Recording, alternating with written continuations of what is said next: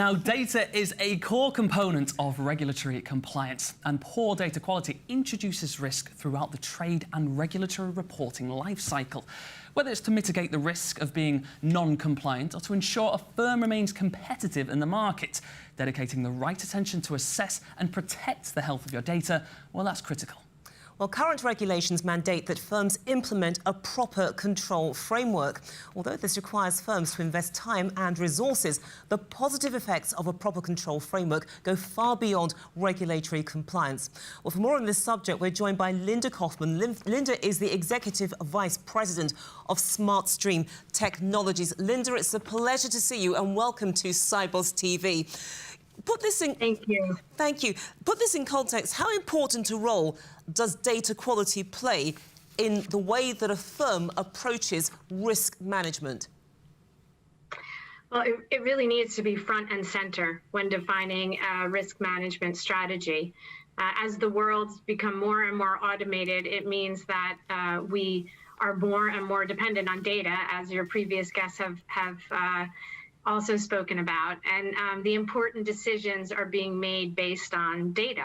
And so if you can imagine ultimately bad data quality will result in bad decisions, which can be costly in many ways.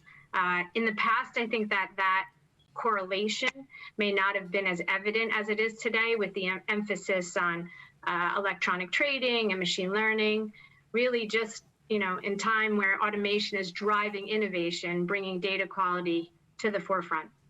How can poor data quality affect regulatory compliance, Linda?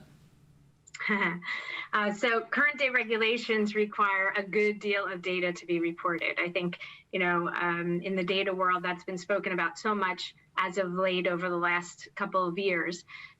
So more data is being collected and understood by the regulators than ever before.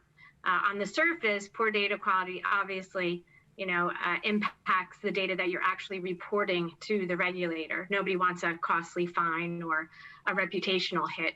But it's not just the data that's being reported. We've seen what a huge impact poor data quality can have on determining what needs to be reported. So it's kind of a double-edged sword.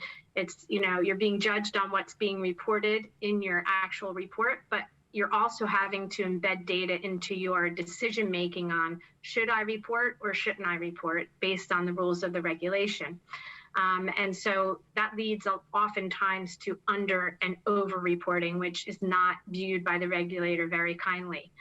So firms really need to make sure that they're not just validating the data going into the reports, but also using validating the obligation to report. Two different sets of data sometimes.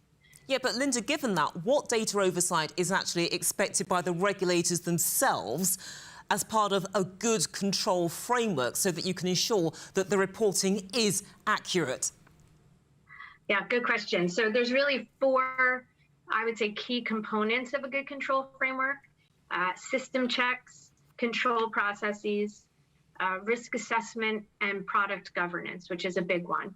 But really, at the end of the day, the regulator wants to see that firms are being accountable for the data flowing through all of their systems, whether that data is originated within the firm itself or sourced from a third party. Firms don't get a pass just because they source data from a third party. They're still responsible for the quality of that data. And so the regulators want to see firms addressing systemic issues in a timely fashion. It's not really about getting one or two trades wrong, reporting trades wrong. It's about finding the underlying cause and demonstrating the ability to fix the underlying problem in a timely fashion.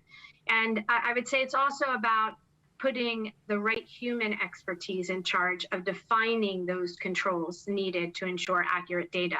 If you're not understanding the regulation or understanding the complexity of some, data systems can be quite complex within the institution, then you're going to really have a hard time putting in the right controls that are viewed kindly by the regulator.